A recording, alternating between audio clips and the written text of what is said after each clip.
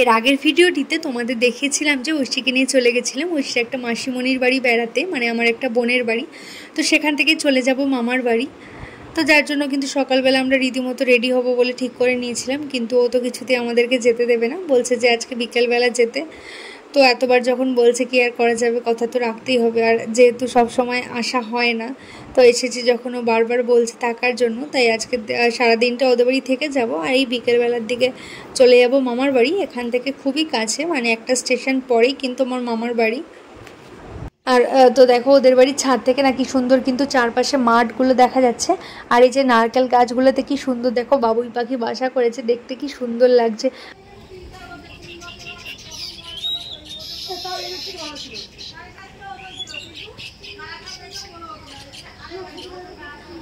নারকেল গাছটার মধ্যে বাবুই পাখিগুলো কি সুন্দর বাসা করেছে, আর পাখিগুলো কীরকম কিচিরমিচির করে ডাকছে দেখো, বেশ ভালো লাগছিল কিন্তু দেখতে। তো তারপর আমাদের দুপুরের খাবার টাইম হয়ে গেল, তো আমরা খেতে বসে পড়লাম। আর মেনুতে ছিল মাছ ভাজা, চিংড়ি মাছের মালাইকারি, মাছের ডিমের বড়া, আর যেটা আমার সব সময় যাই সেটা হলো কাঁচা পেঁয়াজ। কাঁচা পেঁয়াজ দিয়ে ভাত খেতে আমার কিন্তু বেশ ভালো লাগে। তো এদিকে কিন্তু বিকাল পেরিয়ে প্রায় সন্ধ্যা হতে চললো, মানে কারণ যে টোটোটাকে আমরা আসতে বলেছিলাম তার আসতে একটু দেরি হবে, তাই কিন্তু এখন প্রায় সন্ধ্যা হতে চললো। আর এদিকে মা ঐশীকে খাইয়ে রেডি করে দিচ্ছে।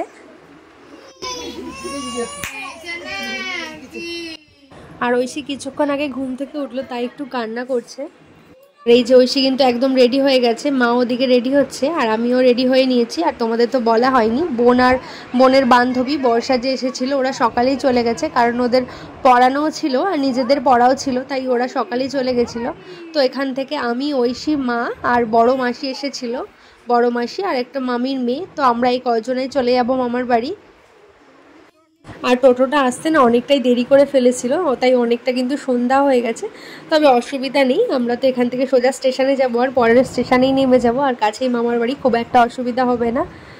তো যাওয়ার পথে দেখো সেই মেলাটা পড়েছিল যেখানে আমরা আগের দিন গেছিলাম। তো মাকে বলছিলাম চলো মেলাটা একবার মা ঘুরে আসবে, তুমি তো যাওনি। কিন্তু মা বললো না না এখন যাবো না, গেলে অনেকটা দেরি হয়ে যাবে। আর সত্যি অনেকটা সন্ধ্যা হয়ে গেছে, তাই মেলায় ঢুকলে আরও দেরি হয়ে যাবে। তো তার জন্য দেরি না করে কিন্তু আমরা বেরিয়ে পড়লাম স্টেশনের উদ্দেশ্যে। আর বোনদের বাড়ি থেকে টোটোয় করে কিন্তু স্টেশন যেতে প্রায় মোটামুটি 25 মিনিট মতো সময় লেগে যায়। তো তারপর আমরা কিন্তু চলে এসেছি স্টেশনে। আর স্টেশনে ঢুকতে না ঢুকতেই দেখছি যে ট্রেনটাও কিন্তু চলে এসেছে, তাই ছুটে ট্রেনে উঠে গেলাম। আর টিকিট কাটা হয়নি, তার জন্য আর রানাঘাট স্টেশনে নামবো না, পরের স্টেশনেই আমরা নেমে যাব আর সেখান থেকে টোটো চেপে চলে যাব মামার বাড়ি। আর ঐশী না তখন ঘুমটা ঠিকঠাক হয়নি, তার জন্য ওর মনে হয় একটু ঘুম ঘুম পাচ্ছে। টিকিট যেহেতু কাটতে পারিনি, তাই আর রানাঘাট স্টেশনে নামলাম না। আমরা চাকদার পরের স্টেশন নেমে পড়েছিলাম পায়রাডাঙ্গা স্টেশনে। তো সেখান থেকে এবার টোটোয় চাপবো, টোটো চেপে চলে যাবো মামার বাড়ি। আর ট্রেন থেকে নেমে কিন্তু আমরা টোটোয় চেপেও পড়েছি। ঐশীর ঘুমটা তো তখন ঠিকঠাক হয়নি, তাই দেখছি টোটো চেপে কিন্তু ঐশী ঘুমিয়েও পড়েছে। আর অনেক দিন আগে যেহেতু মামার বাড়ি এসেছিলাম, আর এখন রাস্তাঘাটগুলো এতটা চেঞ্জ হয়ে গেছে না, আমি কিছুই চিনতে পারছিলাম না। আর আমরা যাচ্ছি বলে দাদু এদিকে দেখছি রাস্তায় এসে দাঁড়িয়ে রয়েছে। আর এই যে এটা আমার ছোট মামার ছেলে, আমার ভাই। আর এই যে দেখো মামা আর ভাগ্নি কিন্তু সমবয়সী। এইটা হচ্ছে আমার ছোটো মাসির মেয়ে, ওর নাম দিয়া। আর ওকে সঙ্গে নিয়ে আমি একটু চলে গেছিলাম মিষ্টির দোকানে। ঐশী যেহেতু ঘুমিয়ে পড়েছে, তাই মাকে বললাম যে ঐশীকে নিয়ে চলে যেতে, আর আমি মিষ্টিটা নিয়েই যাব। তো তার জন্য আমি চলে এসেছি মিষ্টির দোকানে। তো তারপর সেখান থেকে নিয়ে নিলাম মিষ্টি। আর ওই দোকানে কোল্ড ড্রিঙ্কস ছিল না, তাই পাশে একটা দোকানে চলে আসলাম কোল্ড ড্রিঙ্কস নিতে। আর ভাই বোনগুলোর জন্য নিয়ে নিয়েছিলাম কিছু চিপস আর চকলেট।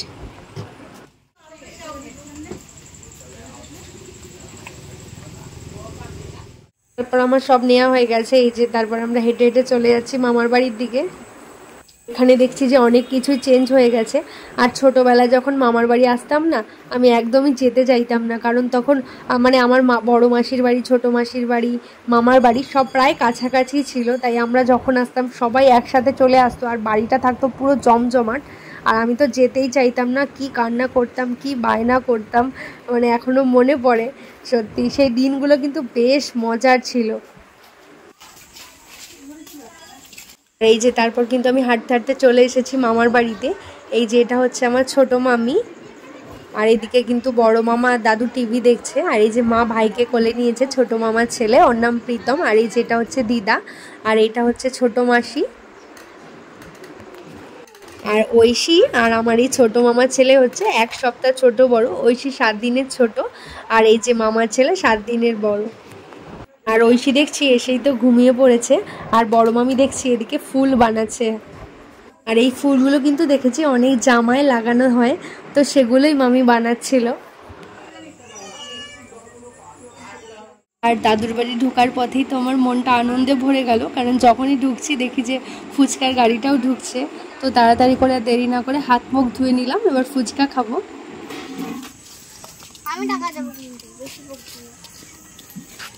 আমার মামির মেয়ে তো ফুচকা খাওয়ার আগেই বলছে টাকাটা কিন্তু আমি দেব। তো ফুচকা কিন্তু আজকে ওই খাইয়েছিল আমাদের সকলকে, ওই টাকাটা দিয়েছিল। আর এদিকে দেখছি আমার ছোট্ট ভাইটাও কিন্তু ফুচকা খেতে চলে এসেছে।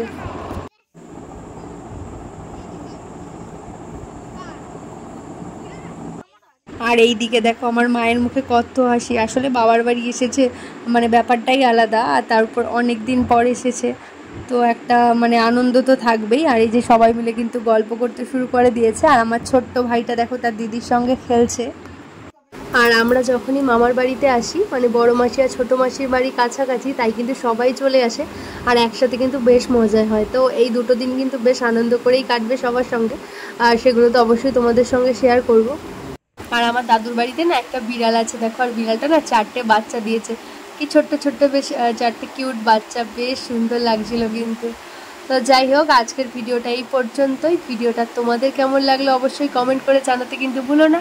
আজকের মতো সকলকে এখানেই টাটা।